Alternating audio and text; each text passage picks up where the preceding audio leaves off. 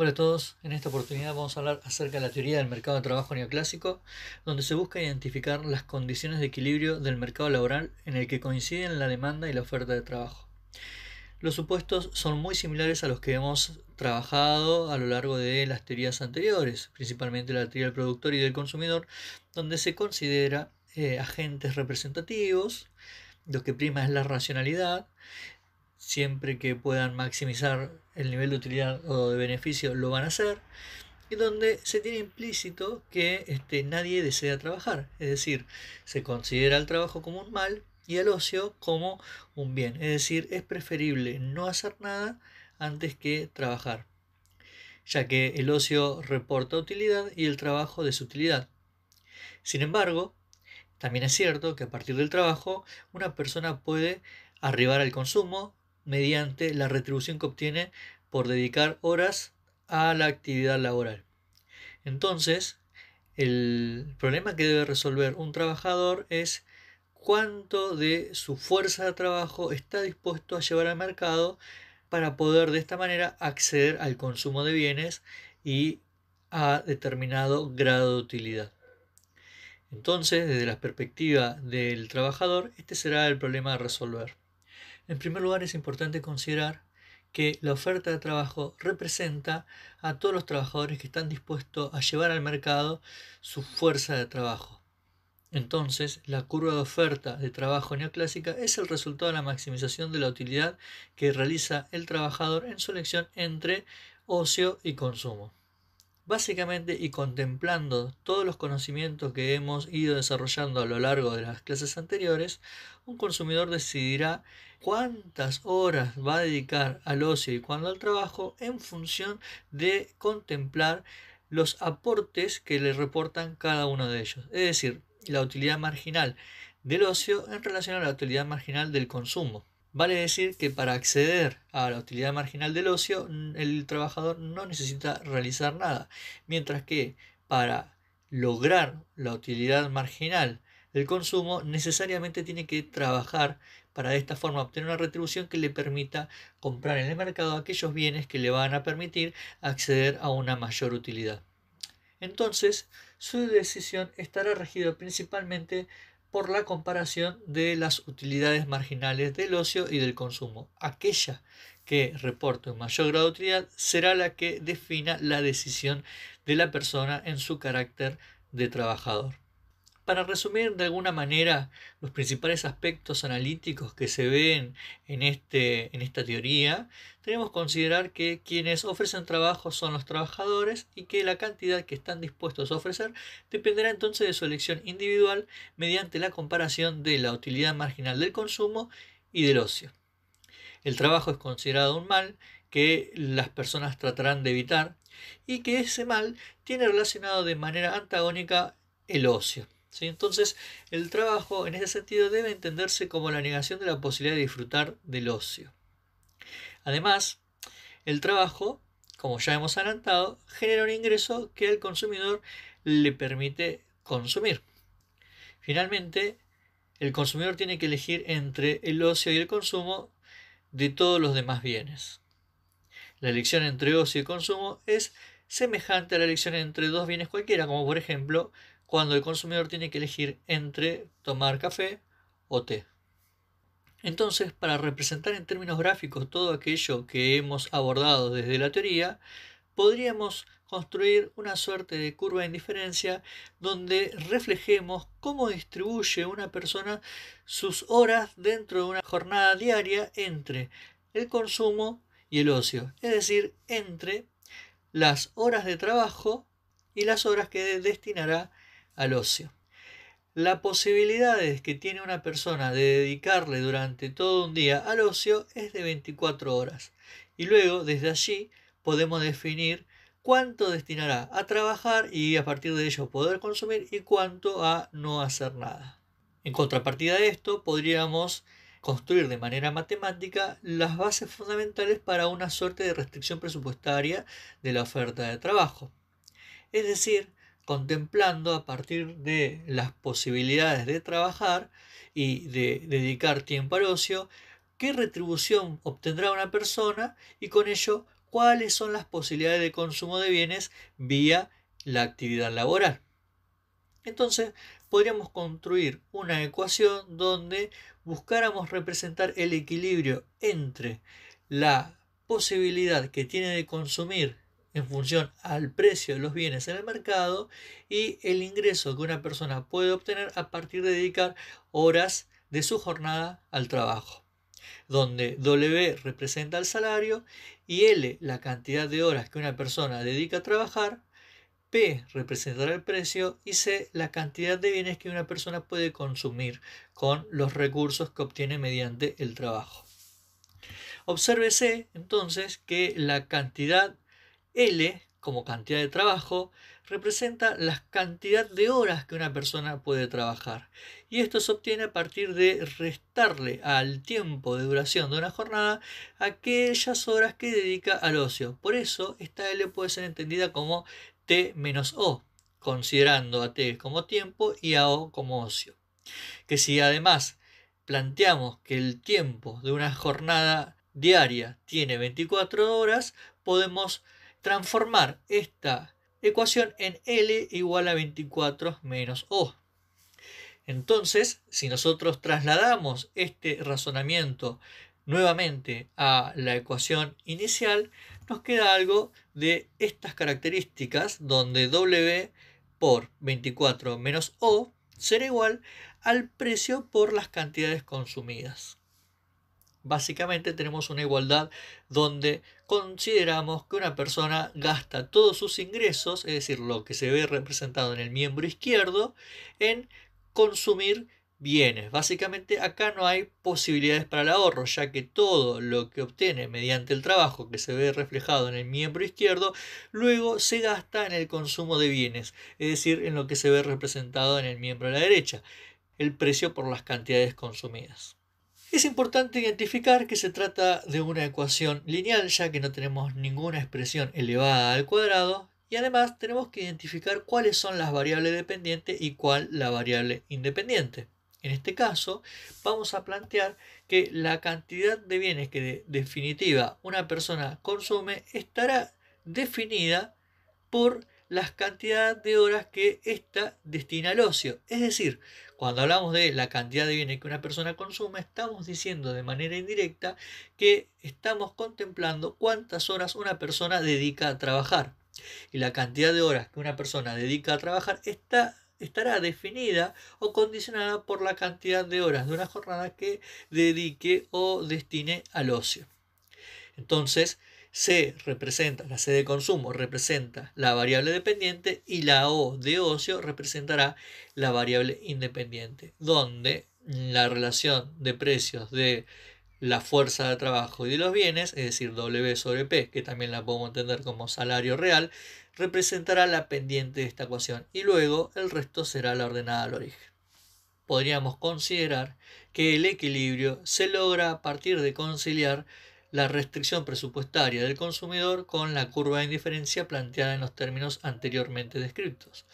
Entonces, el equilibrio de este trabajador se obtendrá a partir de conciliar la restricción presupuestaria con la curva de indiferencia planteada en los términos descritos anteriormente, donde se igualan el salario real de este trabajador con la utilidad marginal del ocio respecto a la utilidad marginal del consumo. Es decir, los aportes de utilidad que le genera el ocio respecto al aporte de utilidad que le genera consumir bienes. En este sentido, una persona en su carácter de trabajador se supone que estará más dispuesta a llevar fuerza de trabajo al mercado cuanto mayor sea la retribución que pueda obtener a cambio. Es decir, la cantidad de horas que una persona destinará al trabajo estará directamente relacionada con la variación que se observe en el salario real. Cuanto más alto sea el salario real, mayor será la predisposición de esta persona a llevar mayor cantidad de horas de trabajo al mercado. Mientras que la relación entre el salario real y el ocio es inversa, ya que cuanto más alto sea el salario real, una persona estará menos dispuesta a destinar horas de la jornada diaria a no hacer nada, ya que resulta mucho más fructífero trabajar respecto de dedicar horas al ocio. A partir de esta lógica que se puede construir la curva de demanda de trabajo, donde vemos que la relación entre cantidad de trabajo y salario real es positiva, donde podríamos plantear que una persona va a estar mucho más dispuesta a trabajar cuanto más alto sea la retribución que obtenga a cambio. Para lograr la construcción o la definición de la curva de oferta de trabajo de todo el mercado, lo que se debe realizar es principalmente la sumatoria de la curva de oferta de trabajo de cada una de las personas. En la sumatoria de estas ofertas individuales se logra la socialización del comportamiento a la hora de ofrecer su fuerza de trabajo respecto del salario real. En relación a la demanda de trabajo, lo que tenemos que contemplar es lo ya visto en la teoría del productor desde el enfoque de la maximización de beneficios. Es decir, que el salario que se paga a un trabajador por participar del proceso productivo en una empresa sea el equivalente a aquella porción del ingreso medio de una empresa que se destina a la retribución del trabajo. En ese sentido, es importante recordar que entonces el salario se encuentra definido por el mercado, es decir, es un dato, ya que la empresa es precio aceptante en ese sentido y se supone que el mercado de trabajo es de competencia perfecta. Lo mismo ocurre con el precio del producto, con lo cual lo que queda en manos del productor es identificar la productividad marginal del trabajo que le permite igualar esta ecuación. Para ello, solo le queda decidir cuántas personas contratar en su empresa. Entonces, para lograr un mayor grado de comprensión de las características de la curva de demanda de trabajo, podríamos proponer una situación donde se incrementa el salario del trabajador. Si esto ocurre, necesariamente se debe incrementar la productividad marginal del trabajo para que la empresa pueda seguir maximizando sus beneficios. Entonces, para lograr un incremento de la productividad marginal del trabajo y recordando que suponemos la adopción de la ley de los rendimientos decrecientes de los factores productivos, lo que debe ocurrir frente a esta situación es que la empresa tiene que necesariamente reducir la cantidad de personal contratado. En términos gráficos, esto se puede comprender mucho mejor si recordamos la forma que tiene la función de producción frente a la ley de los rendimientos decrecientes del factor. Aumentando a una tasa constante la cantidad de trabajadores, lo que ocurre es que el incremento de la producción tiende a ser cada vez menor. La producción crece cuando crece la cantidad de trabajadores contratados, pero lo hace cada vez menos. Si aumentamos la cantidad de trabajadores, se reduce la productividad marginal del trabajo, mientras que si reducimos la cantidad de trabajadores, se incrementa la productividad marginal del trabajo. A mayor salario real, la empresa decidirá contratar menos trabajo. La curva de demanda tendrá entonces pendiente negativa. Desde esta perspectiva es que podemos construir la curva de demanda de trabajo, suponiendo que todas las empresas se comportarán de la misma manera y que se puede construir esta curva a partir de la sumatoria de todas las curvas de demanda de todas las empresas de este mercado. Entonces, desde esta perspectiva, el equilibrio no es otra cosa que poner en contraste la fuerza de demanda con la fuerza de oferta de trabajo en un mercado que se considera atomizado, donde hay muchos oferentes y muchos demandantes con información perfecta a costo cero y donde ya pudimos identificar cuál es el comportamiento y las expectativas de cada uno de los actores que luego son extrapolados para el comportamiento de toda la sociedad. Entonces, suponemos que este equilibrio representa una situación de pleno empleo, donde todas las personas se encuentran trabajando en las empresas. Es decir, todas las personas que desean trabajar lo están haciendo. Sin embargo, es importante contemplar que el planteamiento de situaciones de desequilibrio también nos aporta conclusiones muy importantes. Partamos entonces de una situación donde, por ejemplo, el salario real se encontrará por debajo del salario real de equilibrio. Esa situación nos representaría un exceso de demanda, ya que podemos observar que a ese precio del factor trabajo, es decir, en ese salario real, las empresas demandan mucho más trabajo respecto de lo que las personas en su carácter de trabajador están dispuestos a trabajar o a llevar al mercado.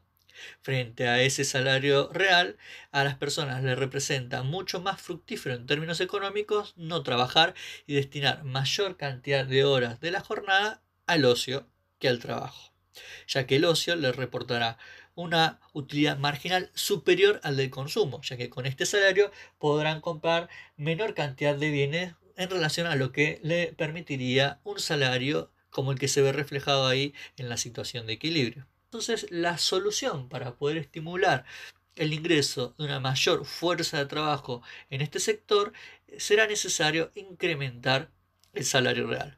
Frente a esa situación, entonces, se hará mucho más atractiva la posibilidad de trabajar en este sector y por eso se identificará un incremento de la oferta de trabajo.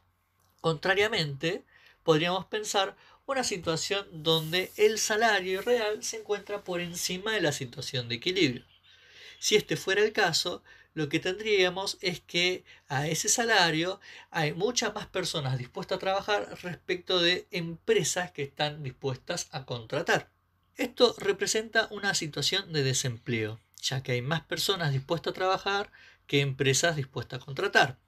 La solución a esta crisis la representaría una baja del salario. En el marco de la teoría neoclásica, entonces, el desempleo, entendido como una situación donde existen individuos dispuestos a trabajar y sin embargo no consiguen trabajo, no es considerada. El desempleo representa un mero exceso de oferta de mano de obra que debe corregirse con el movimiento automático hacia abajo del nivel de precios o salario real. Entonces, la principal conclusión que podríamos obtener de esta revisión sintética de la teoría del mercado neoclásico es que el desempleo es principalmente responsabilidad de los trabajadores, que exigen una mayor retribución en relación a la que representaría el equilibrio del mercado, principalmente por su ambición de lograr incrementar su capacidad de consumo mediante el establecimiento de un salario real por encima de la situación de equilibrio, y que en la mayoría de los casos esto se puede lograr mediante la organización de los trabajadores en sindicatos fuertes que no harían otra cosa más que distorsionar las características más viables en términos económicos del mercado de trabajo. Principalmente acá podríamos identificar los reclamos por parte del sector productivo, señalando que lo que está ocurriendo es que los trabajadores están exigiendo un salario muy excesivo. Y principalmente este es el argumento que puede identificarse en todas las teorías enmarcadas dentro de la corriente del pensamiento económico neoclásico. Debido a esta mirada tan sesgada del fenómeno, es que frente a la crisis económica de 1929, este cuerpo teórico se encontraba en imposibilidad de poder explicar o proponer una salida al crack financiero.